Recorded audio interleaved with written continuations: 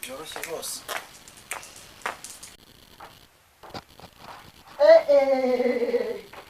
Ndibure nk'ibi ngibi ukuntu birya ni ukuri birarya nk'ibyicariye umwobo gusa. Ntabwo mubona ko coronavirus yakaje ibintu byakaze mwebwe?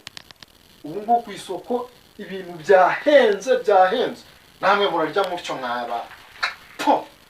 Ariko sha leta yabihagurukiye kujya murya rimwe ku munsi, dore uko birya byo karya po. Babarira yayobye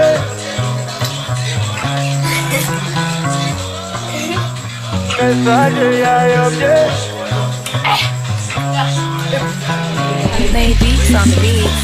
Karenze umunwa karushye hamagara, karenze fone karushye isobanura. Yayobye iyo mesaje yayobye. Babarira nsanzwe ntari message igoroye, niko kukubwira uko sinabibasha. Nandikiraga bahora bansaza nakabiyama bakanga kunyumva. Ndibuka umuyungu yakata.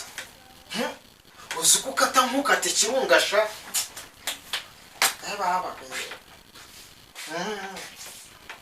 Oh,